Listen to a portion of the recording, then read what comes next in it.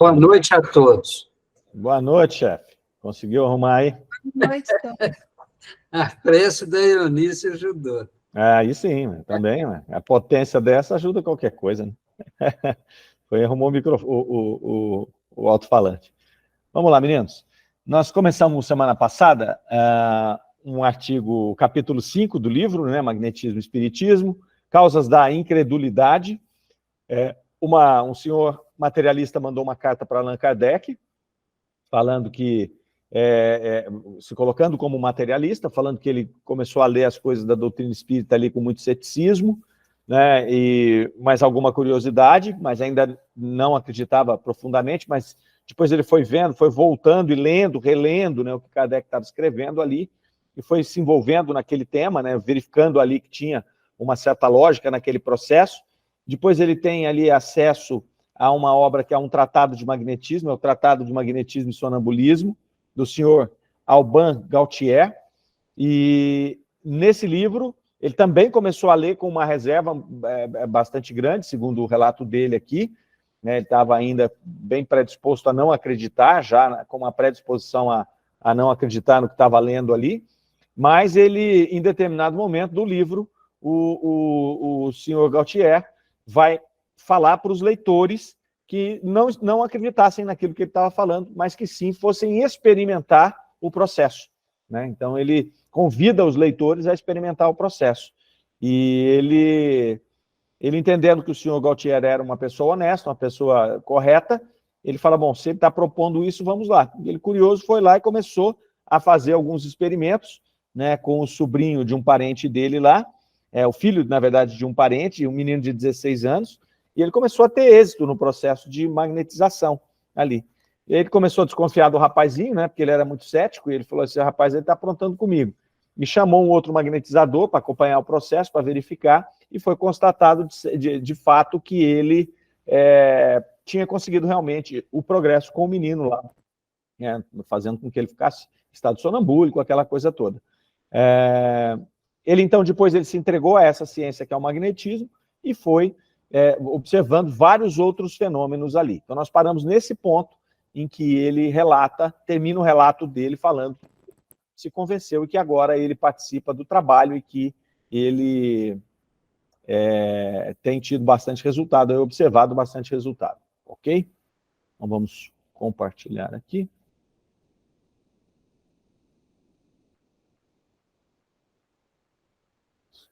Compartilhar esta guia. Aí. Já chegou aí para vocês? Chegou, Soraya? Oi, Mário, chegou. Ô, Mário, tem como aumentar um pouquinho o texto, Tem. por favor? Deixa eu chegar. Aí, tá bom? Tá ótimo, obrigada. Beleza, vamos lá. Vamos lá. Que agente é esse? Quem o dirige? Qual a sua essência? Por que não é visível? São perguntas às quais não posso responder, mas que me levaram a ler o que foi escrito pró e contra as mesas falantes. Porque dizia de mim para mim, se um agente invisível podia produzir os efeitos de que eu era testemunha, outro agente, ou talvez o mesmo, poderia muito bem produzir outros. Conclui assim, que a coisa era possível. Agora creio, embora ainda nada tenha visto. Por seus efeitos, essas coisas são tão surpreendentes quanto o espiritismo. Aliás, muito fracamente combatido pelos críticos, de maneira a não alterar nenhuma convicção. Mas o que o caracteriza de modo diverso dos outros efeitos materiais são os efeitos morais. Para mim, é evidente que todo homem que se ocupa seriamente do magnetismo, se for bom, tornar-se-á melhor. Se for mal, forçosamente modificará o seu caráter. Ô, Mário, quer subir um pouquinho? Obrigada. Outrora a esperança era uma corda em que se penduravam os infelizes. Com o espiritismo, a esperança é um consolo, os sofrimentos, uma expiação, e o espírito, em vez de se rebelar contra os decretos da providência, suporta pacientemente suas misérias, não maldiz a Deus nem aos homens, e marcha sempre para a perfeição. Se eu tivesse alimentado por essas ideias, por certo, não teria passado pela escola do materialismo, de onde me sinto feliz por ter saído. Como vede, Senhor, por mais rudes tenham sido os combates a que me entreguei, minha conversão se operou, e sois um daqueles que para ela mais contribuíram. Registrai-a em vossas fichas, e que não será uma das menores, e doravante dignai-vos contar-me no número dos vossos adeptos. Galzi.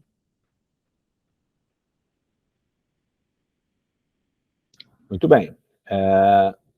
Essa segunda parte aí do relato, né, desse indivíduo, ele vai começar ali falando, né, sobre as questões mais comuns que se fala quando você se dedica a esse tipo de doutrina, né, tanto o magnetismo como o espiritismo, que é a dificuldade, né, de se reconhecer a essência, né, do fenômeno em si. A questão, sobretudo, a essência fluídica, magnética, que envolve tudo isso aí, né, sem falar até da comunicação dos próprios espíritos, né? Mas como ele estava dedicado ali no magnetismo, ele estava falando aqui do magnetismo. Por isso que ele fala que agente é esse, né? É quem o dirige e qual é a sua essência e por que ele não é visível. Então, são perguntas que ele não tem resposta. Então, você não consegue, porque nós não temos ainda, né, do ponto de vista positivo, do ponto de vista científico, nós não temos ainda a capacidade de responder essas perguntas cientificamente, positivamente, né, com experimentos, digamos aí, com provas, né, provas materiais, na verdade. Mas aí ele vai conduzindo o pensamento dele e ele vai dizer lá, né, que os efeitos que ele era testemunha ali, ele testemunhou. Então, ainda que ele não consiga explicar positivamente o que são a essência desses efeitos, ele testemunhou isso. Então, e quanto a fatos, não há argumento. Então, isso é que Kardec bateu o tempo inteiro, por isso que ele falava da doutrina espírita ser uma doutrina de observação. Então, você observa, falta uma parte para ser explicada, né? Mas você consegue observar os fenômenos todos, tudo aquilo que está acontecendo ali. E aí ele fala, ó, eu agora creio, embora nada tenha visto. Ele não viu ainda, não tem jeito de você ver esse tipo de fenômeno acontecer, a não ser que você seja um médium vidente, né? Mas a partir da observação dos resultados, aí sim você passa a crer aquele que tem esse cuidado de poder fazer essa averiguação que ele fez aqui, né? Então ele vai falar que pelos efeitos essas coisas são tão surpreendentes do magnetismo quanto o espiritismo, né? Só que caracteriza de modo diverso ali. Ele vai falar o que caracteriza de modo diverso dos outros efeitos materiais são os efeitos morais. E aqui ele toca, né, uma pessoa muito perspicaz, né? Ele toca no ponto-chave, no objetivo, né, do espiritismo, principalmente. Né? E aí o magnetismo foi um precursor do espiritismo, vamos dizer assim, ele está com uma parte um pouco mais material, né? A doutrina espírita, apesar dela ter se iniciado com os fenômenos, o grande objetivo dela é o objetivo moral, que é o que ele vai falar aqui, né? Que são os efeitos morais, que são, de fato, né, os efeitos mais interessantes disso. Não efeitos morais, porque toda pessoa que começa a se envolver nisso, acaba se deparando com essas mensagens, com essa lógica da reencarnação, com a lógica da bondade divina, desse ser supremo, dessa inteligência suprema, de supremo amor, e acaba se modificando, acaba enxergando de uma maneira diferente. E aí ele faz o último relato dele, né, sobre o materialismo aqui nesse artigo, nessa carta. Ele vai falar que outrora a esperança do materialista era uma corda. Achei interessante essa frase, né? Porque o que acontecia? A pessoa não tinha esperança nenhuma, não tinha uma vida futura. Então, se eu tenho um problema grave que eu estou passando, sobretudo se esse problema não tem solução nessa vida, qual é a solução para o materialista para resolver esse problema? É uma corda, né? É o suicídio. Tanto que, provavelmente, as taxas de suicídio naquela época eram altíssimas. Hoje a gente até vive problemas desse tipo, mas por outras razões, né? Por outras razões. Também não deixa de ser a questão do próprio materialismo estabelecido ainda até hoje, né? Porque uma pessoa verdadeiramente espiritualista não vai cometer um ato desse, como ele vem colocar aqui. Então, se a esperança do materialista era uma corda que vai levá-lo para o final do sofrimento, para o espiritualista é diferente, porque ele vai compreender que ali, primeiro, que ali não está a solução do problema dele, né? Porque ao se suicidar, ele vai criar um problema muito maior que aquele que ele tem. E segundo, que ele passa a enxergar com esperança que aquele problema é, de fato, a solução. Passar por aquele problema é uma solução do ponto de vista da sua evolução e do ponto de vista do que ele vai precisar fazer depois ali. E aí ele fecha a carta dele falando, né, para Kardec, né, como vede, senhor, por mais rudes que tenham sido os combates a que me entreguei, a minha conversão se operou, né? Sou um daqueles para que elas mais contribuíram. Então ele vai falar, porque eu achei interessante também ele falando dos debates rudes, né? Os combates que ele se entregou, porque não é fácil, né? Não é fácil você se dobrar a uma convicção, a uma ideologia que você já traz consigo e conseguir fazer uma virada tão forte. Mas esses mais obstinados, esses mais brigadores, são os que viram, depois de convertidos, os melhores combatentes do outro lado da coluna. A gente citou aqui na semana passada Paulo de Tarso, que aconteceu a mesma coisa. Ele era um ferrenho combatente do cristianismo e foi depois, talvez, o maior propagador do cristianismo. Né? Talvez não, foi com certeza o maior. Então são pessoas assim, pessoas inquietas, pessoas combativas, que não se deixam levar pela primeira impressão de nada, né? Mas que vão atrás para poder olhar. Quando pegam uma ponta solta, vão querer ir até o final. Achei bastante interessante. Agora a gente entra aqui na comunicação de Kardec aqui sobre isso. Sobre essa conversão. Deixa eu virar aqui. Vamos lá. Uma observação de Kardec. Pode seguir. Observação. Esta conversão é mais um exemplo da causa mais comum de incredulidade. Enquanto forem dadas como verdades absolutas, coisas que a razão repele, haverá incrédulos e materialistas. Para fazer crer é necessário compreender. Nosso século assim o quer e é preciso marchar com o século se não se quiser sucumbir. Mas para fazer compreender, é preciso que tudo seja lógico, princípios e consequências. O Sr. Gauzy enuncia uma grande verdade ao dizer que o homem prefere a ideia do nada, que põe fim aos seus sofrimentos, à perspectiva das torturas sem fim, às quais é tão difícil escapar. Assim, procura gozar o mais possível enquanto está na terra. Perguntai a um homem que sofre muito o que ele prefere. Peraí que eu perdi aqui. Aqui, desculpa. Aqui, ó. Morrer.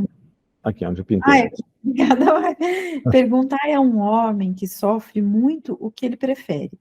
Morrer imediatamente ou viver na dor 50 anos, sua escolha não será duvidosa. Quem muito quer provar, nada prova.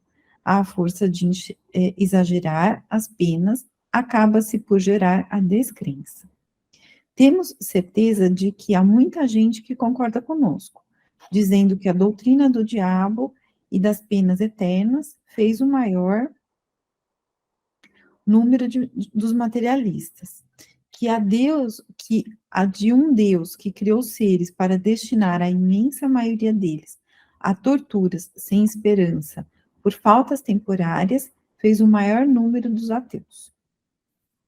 Pois bem, o Kardec, nessa observação aqui, vai lembrar da dificuldade que existe dessas novas doutrinas serem aceitas, né, no campo, até do estudo, né, não precisa nem ser aceita no primeiro momento como uma doutrina verdadeira, mas ser aceita como um objeto de estudo. Né? Ele vai falar que a primeira coisa é que se toma, né, no caso da ciência convencional, as coisas por verdade absoluta. Então não tem espaço para isso. Né? O próprio relato aqui do nosso companheiro já mostra isso. Eles começam a olhar para isso como uma incredulidade tremenda, né, por conta dessas verdades absolutas que eles carregam. Isso é comum até nas questões materialistas mesmo, né?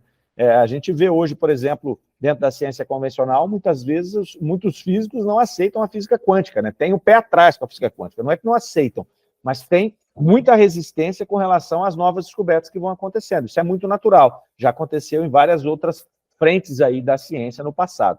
Então, Kardec coloca ali, sobretudo naquele momento em que ele estava vivendo, do positivismo ali, né, que é preciso que tudo seja lógico, não tem que haver um encadeamento lógico ali. E aí ele fala principalmente dos princípios e das consequências daquilo que está se mostrando.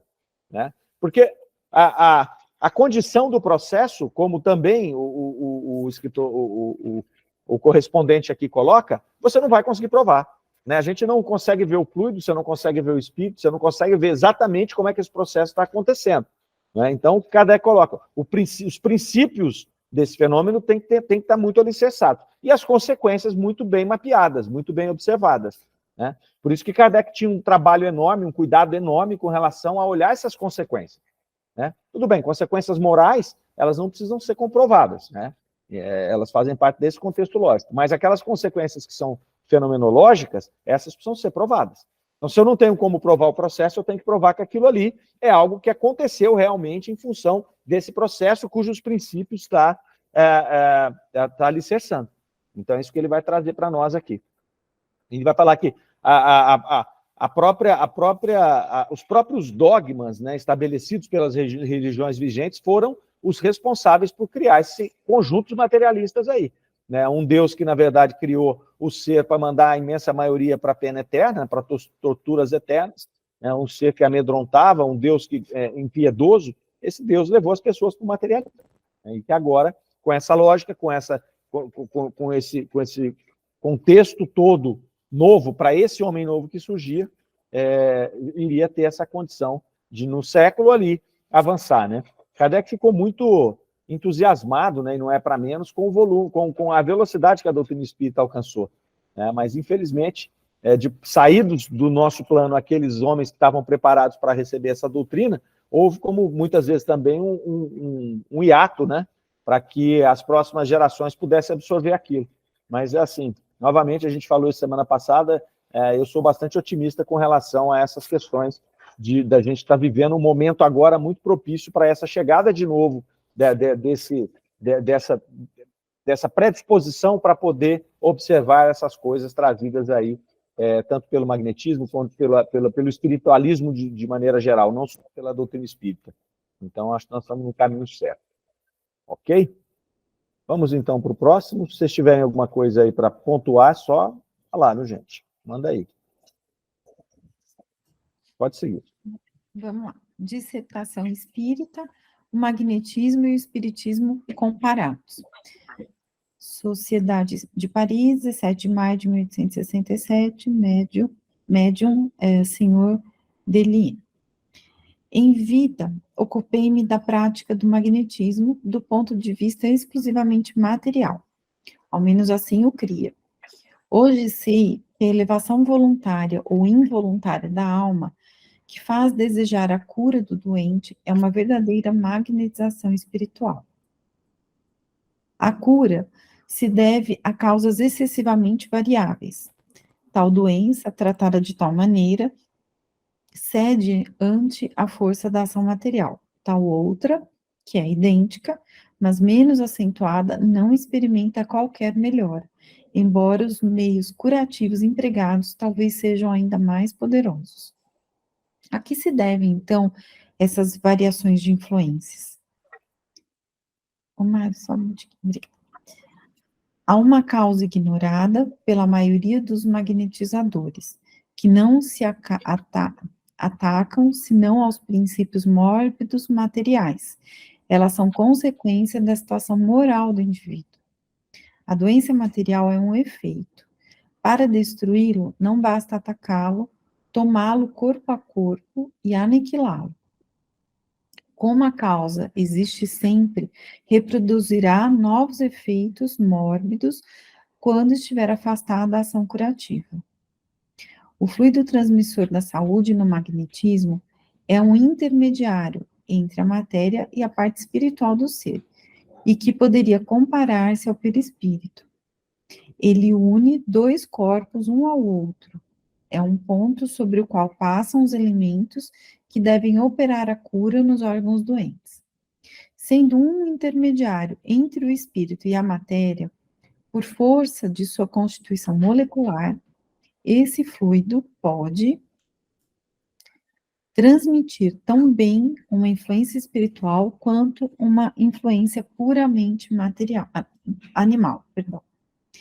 Em última análise, que é o espiritismo, ou antes, que é a mediunidade, essa faculdade até aqui incompreendida, e cuja extensão considerável estabeleceu sobre bases incontestáveis os princípios fundamentais da nova revelação, é pura e simplesmente uma variedade de ação magnética exercida por um ou vários magnetizadores desencarnados sobre um paciente humano agindo no estado de vigília ou no estado estático, consciente ou inconscientemente. Por outro lado, o que é o magnetismo? Uma variedade do espírito, na qual espíritos encarnados agem sobre outros espíritos encarnados. Finalmente, existe uma terceira variedade do magnetismo ou do espiritismo, conforme se tome por ponto de partida a ação dos encarnados sobre os encarnados, ou a dos espíritos relativamente livres sobre espíritos aprisionados num corpo. Esta terceira variedade, que tem por princípio a ação dos encarnados sobre os espíritos, revela-se no tratamento e na moralização dos espíritos obsessores. É só esperar. Assim, o espiritismo não é senão um magnetismo espiritual. E o magnetismo, outra coisa, não é senão o espiritismo humano. Muito bem, vamos dar uma paradinha aí. Então, nós estamos tratando aqui de uma comunicação mediúnica, né? De uma dissertação de um espírito, trazida ali através do médium, o senhor Deliense, né?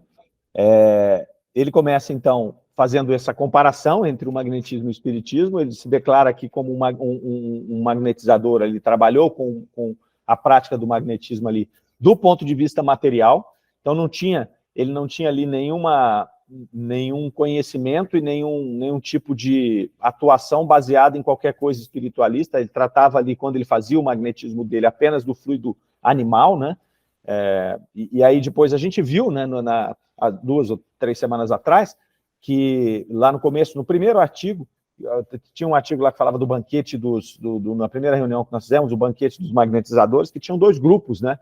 Os magnetizadores que não aceitavam a questão espiritualista e os magnetizadores espiritualistas, aqueles que acreditavam que havia ali algo mais do que só o magnetismo animal. Então esse aqui é um desses que faz parte desse magnetismo do ponto de vista material apenas ali. E aí ele vai falar que hoje ele sabe, né, que a elevação voluntária ou involuntária da alma faz a cura do doente. Então, é uma verdadeira magnetização espiritual. Então, ele já sabe ali quando ele fala que é voluntária ou involuntária, né? Então, essa elevação é voluntária ou involuntária. Ela pode acontecer sem a gente saber. Então, muitas vezes que você está aplicando aquele magnetismo ali, mesmo que você esteja imaginando que ele seja só o fluido animal que está funcionando ali, é óbvio que se a espiritualidade estiver trabalhando em volta, vai se somar e vai fazer essa magnetização espiritual também auxiliando. Quer você acredite ou não, quer seja voluntário ou involuntário. Então, ok. Isso também não vai fazer muita diferença, porque o resultado é que interessa ali. Ele vai falar, então, a respeito da cura, né? Porque a cura, ela apresenta várias variações, às vezes você aplica o mesmo tratamento, né? Tanto aí material, quanto, no caso, magnético, quanto magnético espiritual, e muitas vezes há variação no processo ali da recepção e da cura daquele que está recebendo. E aí ele vai avançar um pouco para as questões morais, dizer que a composição da cura passa pela questão moral, inclusive, daquele que está sendo atendido. Né? Então, a gente sabe muito bem que, aí ele vai falar aqui, né, que a doença material é um efeito, então a causa não está unicamente no corpo físico. Então, muitas vezes, esse efeito tem uma causa anterior até à formação daquele corpo físico, tem uma causa, né, de uma programação reencarnatória, na qual ele vai ter que passar por aquela doença. Então, outras pessoas com aquela doença que não têm uma pré-determinação aí tão enfática no seu planejamento espiritual, muitas vezes vai poder apresentar cura, enquanto outros não vão, ou vão apresentar num ritmo diferente. Então, a situação moral do indivíduo é que vai fazer esse componente aí, vai somar esses tantos componentes. Ela não é o fator absolutamente determinante, mas ela é um dos componentes importantes, uma vez que muitas vezes a causa da doença está lá, né? E a doença em si é só um efeito ali. Então, vai produzir novos efeitos aqui quando estiver afastada essa causa que está lá na questão moral do indivíduo ali. Depois ele começa a falar um pouco do fluido transmissor, um pouco desse processo que a gente falava que é obscuro ali, né, na carta passada ali, e aí ele vai tentar fazer uma apresentação disso, mas do meu ponto de vista que também não ficou muito claro, né? Ele vai fazer uma comparação ali com o perispírito, ele vai falar que esse processo intermediário desses fluidos magnéticos pode ser comparado ao perispírito, mas é uma comparação que não dá muito para fazer, né? Mas o que ele está colocando aqui é por ser um intermediário, né? Um intermediário da transmissão dos fluidos, do pensamento daquele espírito que está emanando para aquele que está recebendo, fazer essa acoplagem ali. Eu entendi, pelo menos eu entendi, que essa comparação com o perispírito aqui serve para essa finalidade, para esclarecer esse ponto aqui, né? Depois ele vai falar lá, em última análise, a questão do espiritismo ali, fazer essa comparação propriamente dita, né? Ele vai falar ali que o espiritismo, na verdade, é uma variedade da ação magnética exercida por magnetizadores desencarnados, né, sobre um paciente humano, agindo ali em estado de vigília ou em estado estático, consciente ou inconscientemente. Então, ele vai fazer uma relação entre os dois fenômenos, ali, entre as duas situações, né? E o magnetismo, do outro lado, são espíritos encarnados agindo sobre outros encarnados. Então, ele está já fazendo aqui essa comparação. Dentro do espiritismo, você tem o elemento espírito que está agindo ali no processo, o espírito desencarnado, na verdade, enquanto no magnetismo você tem um encarnado para encarnado, né, fazendo ali através da doação do seu fluido, do seu magnetismo animal ali, esse processo. E ele cita uma terceira variedade aqui, que é quando o encarnado ajuda o desencarnado. Aí ele vai falar dessa ação que se revela na moralização dos espíritos obsessores, né? Mais a questão da moralização, e aí ele vai falar desse processo onde o encarnado auxilia o desencarnado. É o que a gente faz hoje, na maioria das vezes, nas casas espíritas, ali nas reuniões de desobsessão, de socorro e por mais. E aí ele fecha aqui esse trecho, dizendo que o espiritismo, então, não é nada mais do que o magnetismo espiritual, e o magnetismo não é nada mais que o espiritismo humano. Ele faz essa comparação aqui, sempre lembrando que isso aqui é a opinião dele, ele explicando como ele entende. Ok? Algum comentário aí? Legal.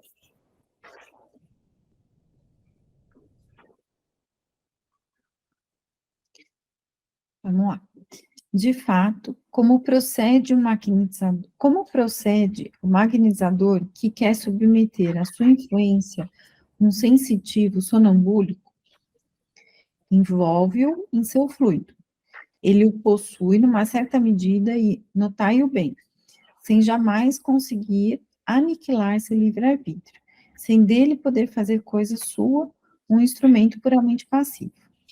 Muitas vezes, o magnetizado resiste à influência do magnetizador e age num sentido quando este desejaria que a ação fosse diametralmente oposta.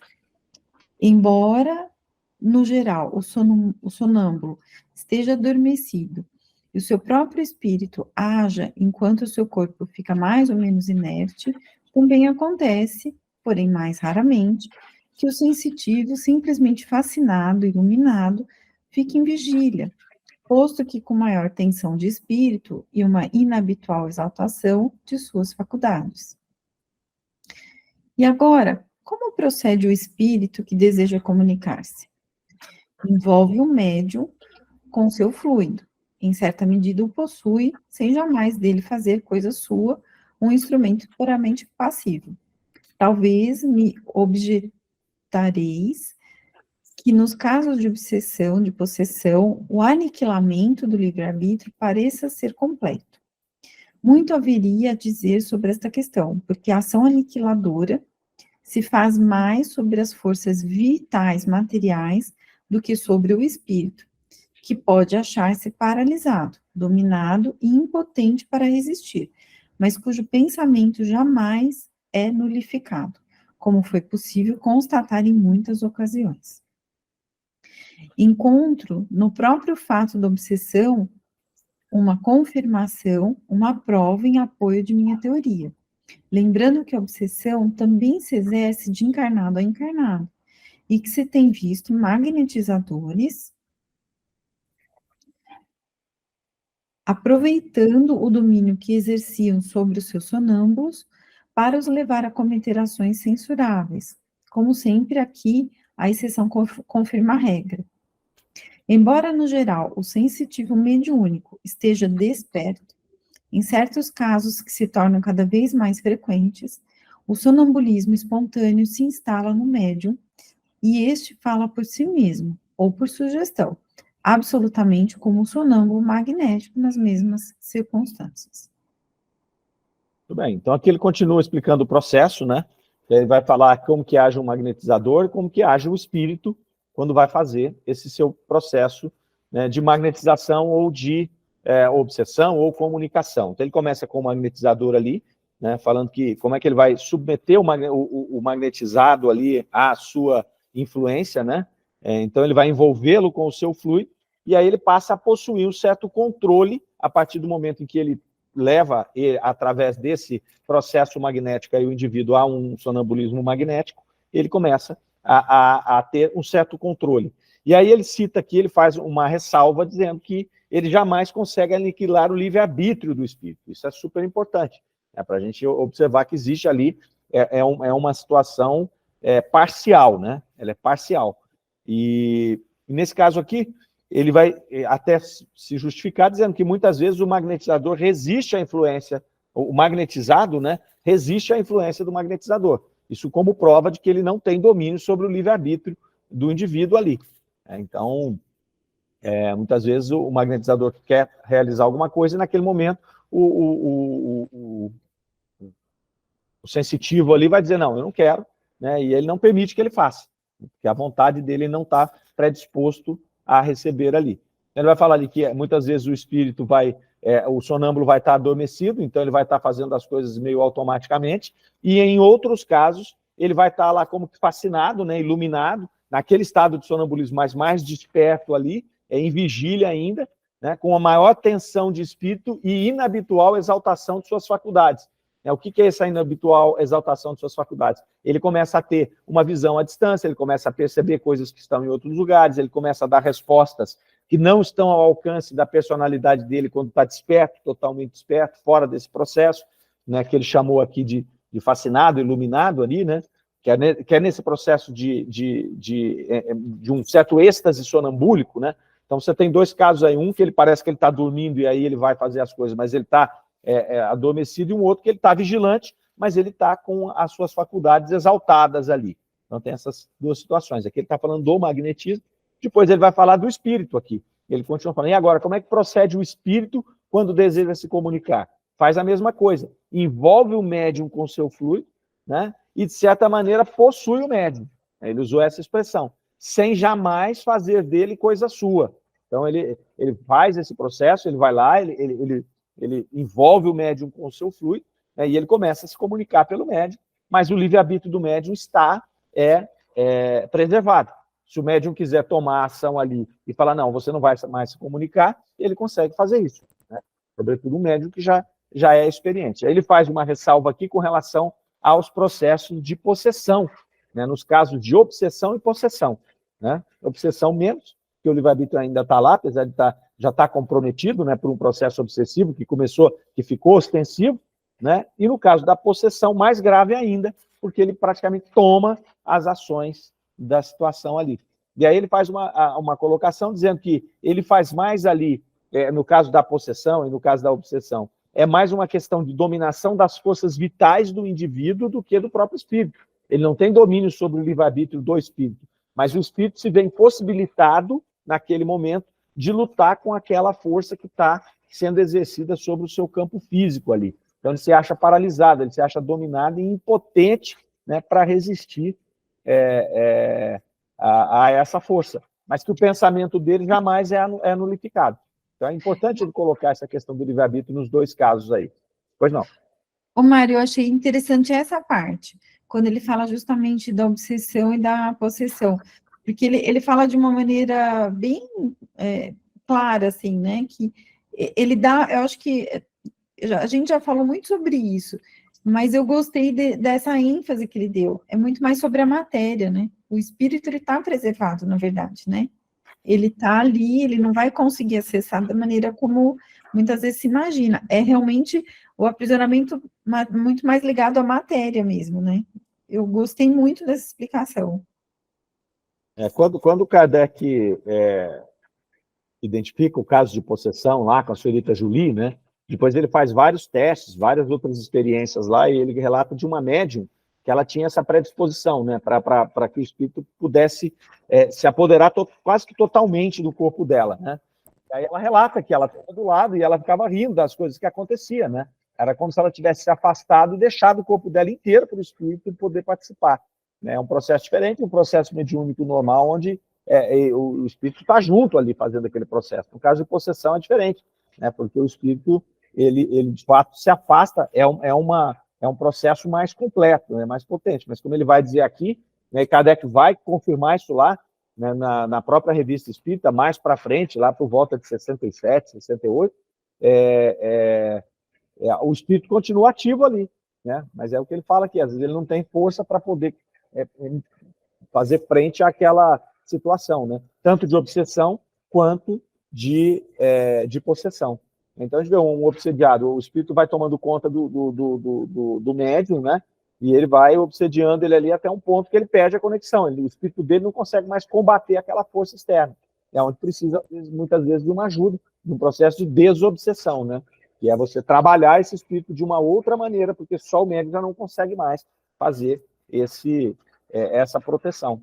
Nós devemos ter aqui, muitas vezes, por sintonia, muitos espíritos que estão à nossa volta e que estão querendo tomar conta das nossas decisões, estão querendo nos influenciar. Enquanto a gente tem força para poder usar dominar, né, o nosso campo físico aqui, dizer, não, isso aqui é meu, você não permite. A partir do momento que você fraqueja por alguma questão física, ou por alguma questão moral, ou por alguma fraqueza espiritual, você começa a ser assediado com mais força por esses espíritos, que acaba gerando um processo obsessivo, com todas as suas consequências, ou até mais grave ainda, um processo de possessão, né? Fascinação e possessão na sequência, né? Depois ele vai falar aqui da questão do encarnado para encarnado também, né? Que você vê obsessões de encarnado para encarnado, acontecem, a gente vê muitas pessoas que acabam dominando as outras, é um processo de obsessão, isso aqui, e ele vai falar que existem muitos magnetizadores também que acabam fazendo isso, né, criando esse processo obsessivo com relação àqueles sensitivos que ele manipula. Então, é um caso de obsessão de encarnado para encarnado, né, fazendo aquilo ali, e vai tornando cada vez mais frequente ali o indivíduo. Ok?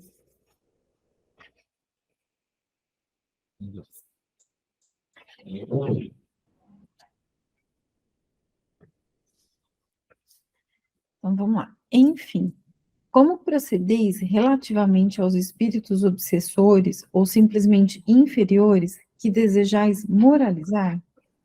Ages sobre eles por atração fluídica.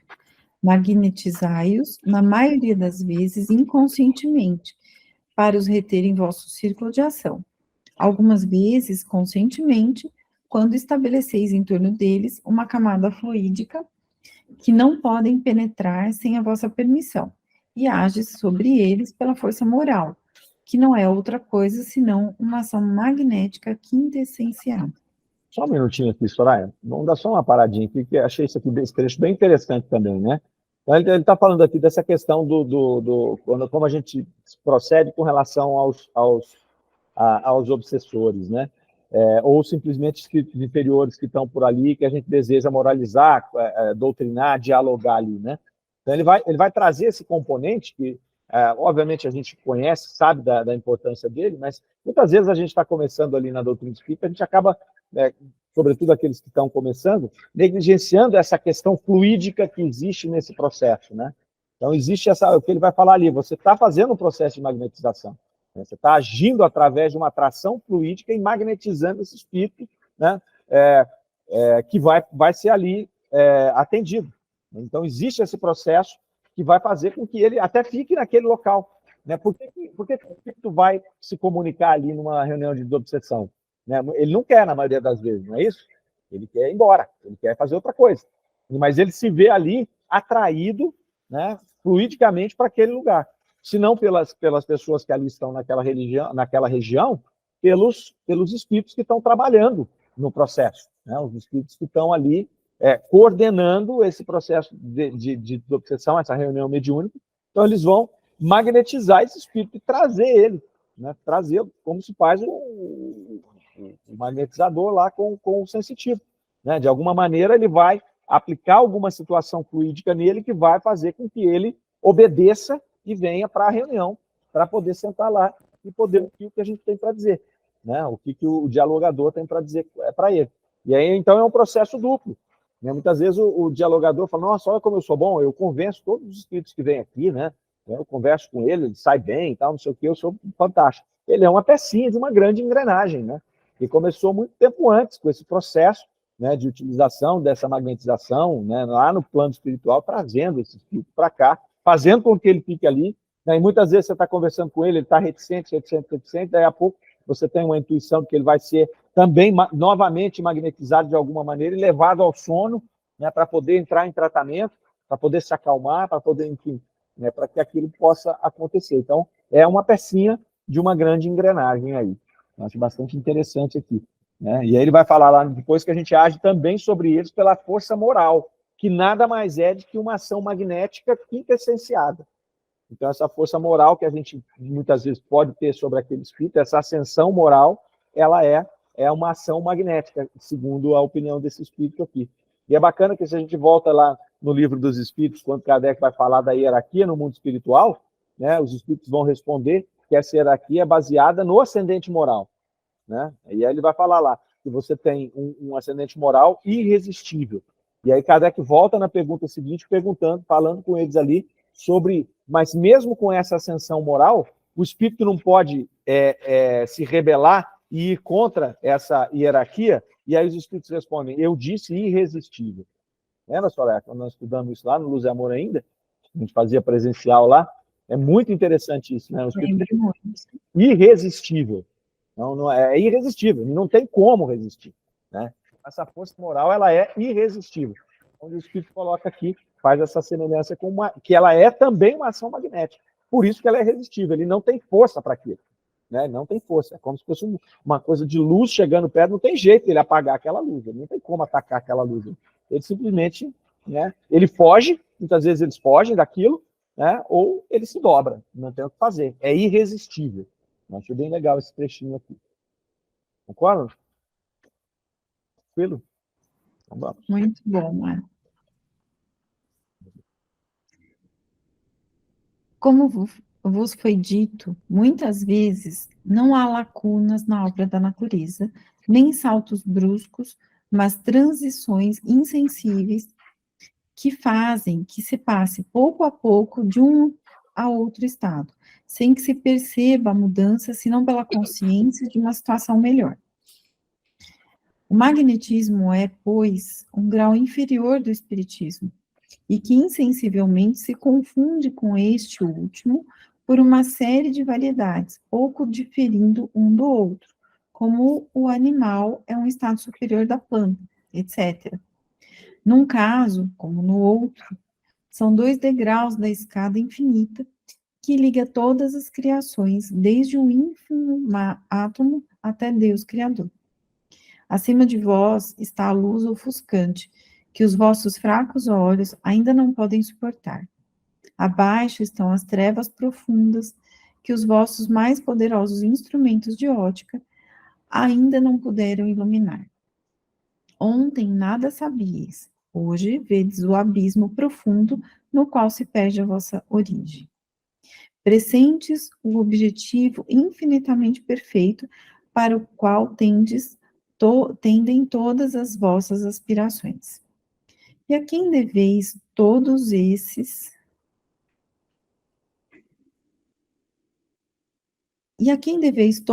conhecimentos? Ao magnetizador, ao espiritismo, a todas as revelações que decorrem de uma lei de relação universal entre todos os seres e seu Criador.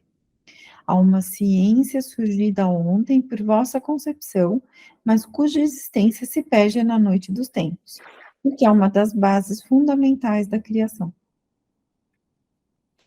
De tudo isto, concluo que o magnetismo desenvolvido pelo espiritismo é a pedra angular da saúde moral e material da humanidade futura. Kinema. Bacana essa comunicação, né? Bem interessante aqui. Ele vai fechar aqui, né? Falando ali sobre... ele está fazendo esse comparativo, né? O magnetismo e o espiritismo comparados ali. Então, ele vai colocar no final que o magnetismo está a um grau inferior ao espiritismo. Né? Lembrando que ele era um magnetizador, né? Ele defendia o magnetismo ali puramente animal, né? Então, ele percebeu no plano espiritual como funciona o processo, então ele conseguiu verificar, né, a razão dessas duas doutrinas, dessas duas ciências, até se encadearem. Então, o magnetismo vem primeiro, sem propor a questão espiritual, espiritualista, até por uma questão de preparação de terreno, né, de criação dessa estrutura básica, de se posicionar dentro de um ambiente científico, em que pese que depois ele não teve continuidade nos estudos ali. Depois vem a doutrina espírita, né, mistura esses dois processos, porque não tem jeito de você separar os dois processos, e traz uma visão diferente, uma visão muito mais larga até do processo do magnetismo que acontecia ali, que entendia-se ser puramente animal. Então, você tinha... lá no caso do próprio magnetismo ali, no caso do próprio Mesmer ali, tudo, você já tinha situações onde o sonâmbulo, muitas vezes, ao receitar, a fazer o seu trabalho ali de receitar, ou para si ou para outra pessoa, algum tipo de medicamento, ele falava estar conversando com outra pessoa, né? Então já tinha essas situações. Então você tinha ali aquele sonâmbulo que estava dando um parecer do seu próprio espírito, né, com uma visão mais clara, mais larga, porque estava desprendido, e também tinha o processo mediúnico, no qual ele conversava com um terceiro, e esse terceiro passava as informações que ele precisava saber ali. Ele vai falar que está num grau inferior, né, mas se confundem, as duas se confundem. Então, naturalmente, fica claro, né, para nós, quando a gente vai estudando o magnetismo e o espiritismo, que o magnetismo foi um precursor. Ele veio, né, e depois ele meio que se mistura ali com a doutrina espírita, e hoje é difícil a gente imaginar, nós que somos espiritualistas, uma ação magnética puramente animal, sem qualquer tipo de eventualidade espiritual, né? Então, até porque, pela própria razão, é o próprio espírito, seja do magnetizador, né, que está consciente ou inconscientemente fazendo o processo. Então, naturalmente, tem ali essa questão do magnetismo espiritual. Não tem jeito de estar fora disso. Ele coloca aqui de uma maneira que eu achei bonita também, né, 2 degraus de uma escada infinita. Então, são 2 degraus. O primeiro degrau do materialismo, depois vem o espiritismo, mas essa escada é infinita, tem várias coisas que a gente nem sonha ainda, né? Nem sonha. E aí ele fala, uma outra frase interessante aqui, ele fala: ontem nada sabíeis, né? Hoje vedes o abismo profundo no qual se perde a vossa origem. Então, ele vai falar desse descortinar de informação, né, de conhecimento, que a gente adquire a partir do momento em que você começa a compreender esse processo de evolução do espírito, né? Então, de onde vem a nossa origem? Lá de um princípio espiritual, estagiou lá em todos os reinos, em longuíssimos processos de reencarnação, de absorção.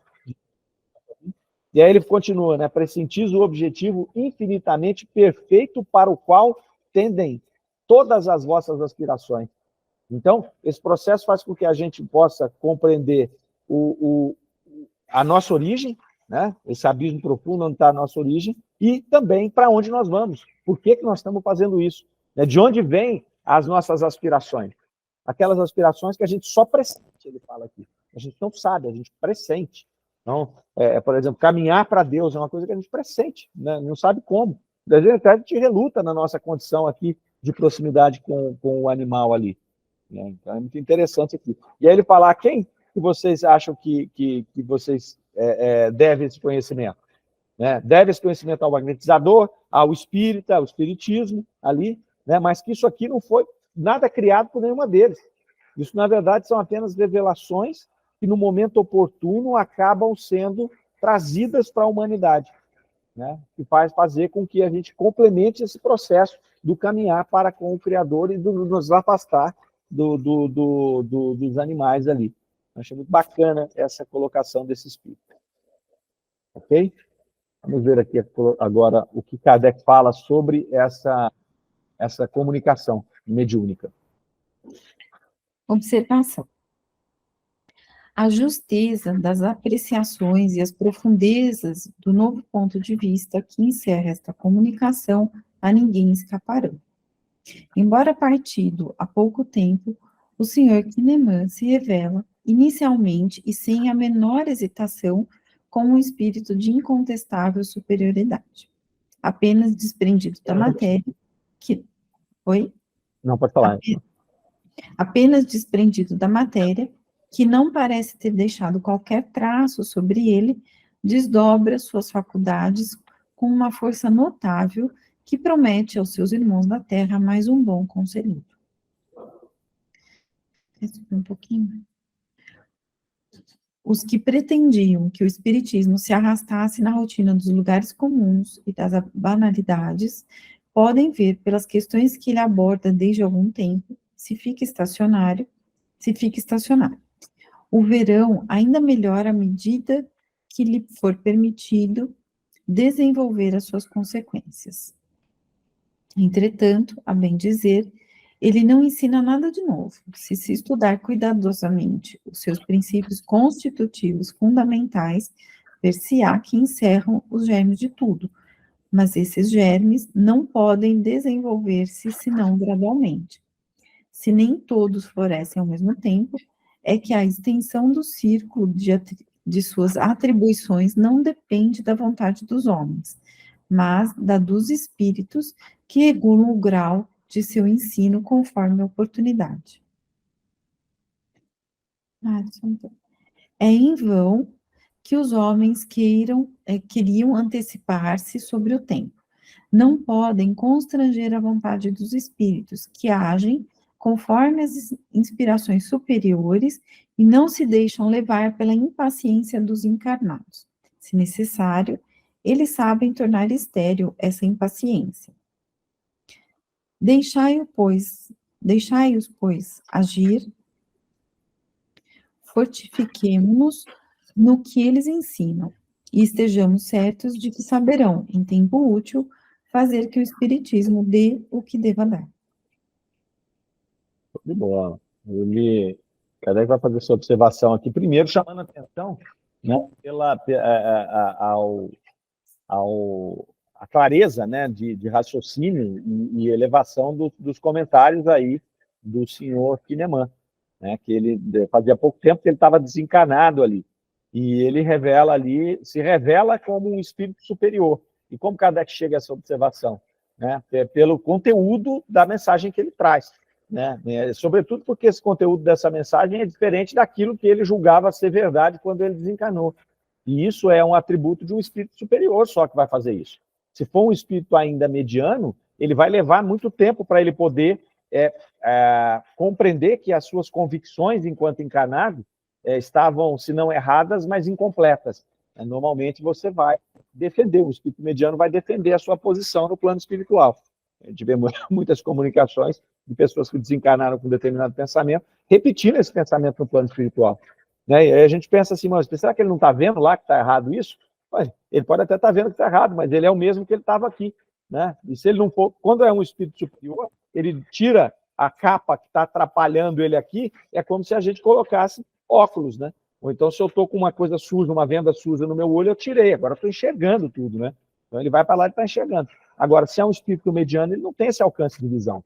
Mesmo que mostrem para ele, ele leva um tempo para poder assimilar esse tipo de coisa. Então, o Kardec já pontua aqui, né, que ele dá essa demonstração de espírito superior. E porque, na palavra de Kardec aqui, ele desdobra as suas faculdades. Então, ele já tinha faculdades aqui, mas em espírito, na hora que ele se comunica, essas faculdades estão muito mais avançadas do que o que ele tinha aqui.